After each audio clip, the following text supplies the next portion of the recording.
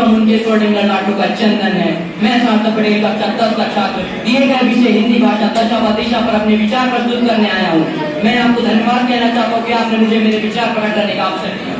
हम सब यहाँ हिंदी दिवस के उपलक्ष्य पर एकत्रित हुए हैं और मैं यहाँ हिंदी भाषा का वंदन अभिनंदन करने आया हूँ। हिंदी वैसे तो एक फारसी शब्द है जिसका अर्थ है हिंदी से संबंधित, परंतु हिंदी भाषा विश्व की तीसरी सबसे ज्यादा बोली जाने वाली भाषा है, जो कि प्राचीन भाषाओं में एक है, जो जैसे लिखी जाती है वैसे ही पढ़ी जाती है। मान्यवर विश्व की 3000 भाषाओं में हिंदी भाषा अपनी व्याकरण व सरलता के कारण विश्व की उन्नत भाषाओं में एक है।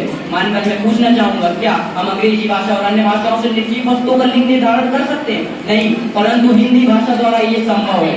मान्यवर हिंदी भाषा इतनी लचीली भाषा है कि वो अपनी उदारता के कारण विश्व की अन्य भाषाओं की शब्दों को अपने में समाहित कर लेती है। इसीलिए हमें हिंदी शब्द को अंग्रेजी, चीनी, फारसी आदि भाषाओं शब्द देखने को मिलते हैं। हिंदी भाषा विदेशों में बोली जाती है, इसीलिए नेपाल, युगांडा, मॉरिशस जैसे देशों में हिंदी बोलने वालों की अच्छी खासी संख्या है। यहाँ तक कि 45% अमेरिकी विद्यालयों में भी हिंदी सिखाई जाती है।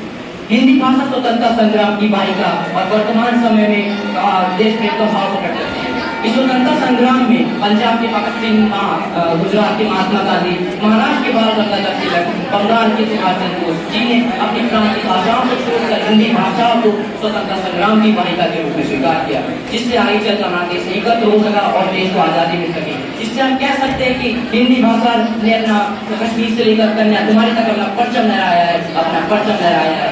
हिंदी भाषा देश की सबसे ज्यादा बोले जाने वाली भाषाओं में से एक है। अच्छा बोला। सन 1949 14 सितंबर को अनुच्छेद 343 के तहत हिंदी भाषा को देवनागरी लिपि में राजभाषा का दर्जा प्राप्त हुआ। इसीलिए प्रत्येक वर्ष 14 सितंबर को हिंदी दिवस के रूप में मनाया जाता है। परंतु ये प्रश्न प्रबल है कि हिंदी भाषा को राष्ट्रभाषा का दर्जा क्यों नहीं दिया गया? इसका जवाब तो महात्मा गांधी जैसे क्रांतिकारी जानते थे।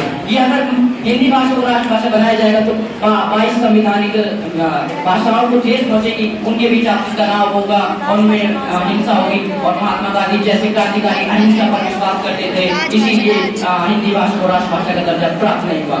मैं आपको बताना चाहूंगा कि हिंदी भाषा का प्रयोग करना हमारे लिए ठेस नहीं, क्योंकि हिंदी भाषा का प्रयोग करना हमारे लिए गौरव है। अंत में मैं इस हिंदी दिवस के उपलक्ष्य पर आपसे विनती करना चाहूंगा कि हमें हिंदी भाषा के महत्व को समझना चाहिए और हमें उसके विस्तार के लिए हर संभव प्रयास करना चाहिए। अंत में मैं कुछ पंक्तियों के साथ खत्म करना चाहूंगा। उसको कमजोर समझ यूं नाकाम न कर, जिद्दत भरी जिंदगी जीते जी उम्र तमाम न कर। अपनी ताकत से हवा का रुख बदलना है तुझे, आदमी होकर आत्मीयता को बदनाम न कर। जय हिंद, जय